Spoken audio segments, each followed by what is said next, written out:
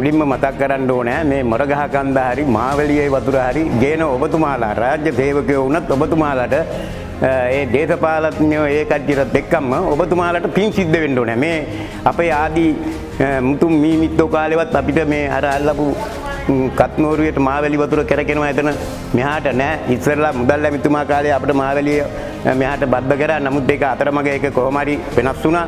ඒ නිසා අපිට මේක අර මේ සිහිනයක් මේක මේ හැමදාම කියන මාවැලි වතුර නෑ කියනවා. ඒ හින්දා ඔබතුමාලා පඩියට වැඩ කරත් ඔබතුමාලට පින් අයිති වෙන්න ඕනේ. හැම සතෙකුටම ජීවියෙකුටම මිනිස්සෙකුටම අවශ්‍ය දේ තමයි වතුර. ඒ හින්දා මේ ඔබතුමාලා ඒ වගේ ඒක පඩියට කරත් මේක ලොකු සේවයක් ලොකු පිනක් කියලා මතක් කරමින් අපේ ඉදිරි පරපුරට අපේ මුළු මේ ප්‍රදේශයටම ලොකු සේවයක් කරන ඔබතුමාලට පින් අයිති වේවා.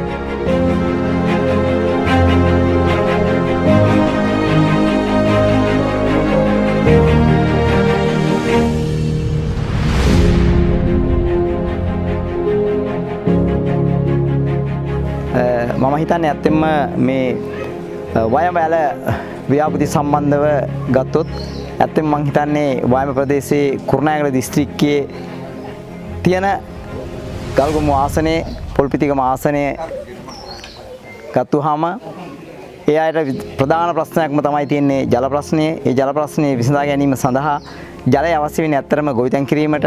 මේ අපේ ප්‍රදේශයේ මාස් කන්නේ සහ යල් කන්නේ තමයි අපි ගොවිතැන් කරන්නේ. නමුත් මාස් කන්නේ ගොවිතැන පමණයි කරන්න හැකි වෙන්නේ. මොකද අහස් තියෙන් වගා කරන්න පුළුවන් මාස් කන්නේ පමණයි, යල් කන්නේ වගා කිරීම සඳහා අපිට ජලය නැහැ. ඒ නිසා මම හිතන්නේ මේ වයඹැල ව්‍යාපෘතිය අපේ ගමට එනවා කියන්නේ ඇත්තෙන්ම මම හිතන්නේ අපේ ගමේ අපේ ප්‍රදේශයේ අපේ කුරුණෑගල දිස්ත්‍රික්කයේ සියලුම ජනතාව ඉතාමත් සතුටටපත් වෙනවා.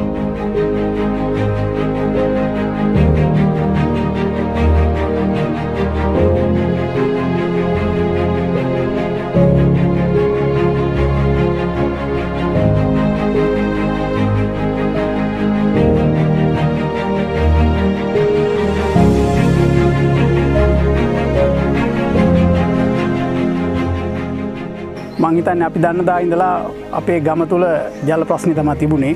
මේ ගම් කීපයටම ජලය බොහොම හිගකමක් තමයි තියෙන්නේ. අපි වගා කරන්නේ දැනට මාස් කන්නේ පමණයි. ඒත් සමහර මාස් කන්න වල ගොවිතැන් කිරීමට තරම් වර්ෂාව නැති සහ සියලුම ගොවියෝ ඒ කන්නවල කුඹුරු අතෑරලා වෙනත් වැඩවලට තමයි යොමු වෙන්නේ. දැන් මේ වයඹැල පටන් ගන්නවා කියලා දැන් සෑහෙන කාලෙකින් ඉඳලා ක්‍රියාත්මක වෙමින් සමහර අවස්ථාවල නිලධාරි මහතුරු ඇවිල්ලා මැනුම් කටයුතු කරන අවස්ථාවට අපි අපේ පූර්ණ සහයෝගය ලබා දීලා තියෙනවා.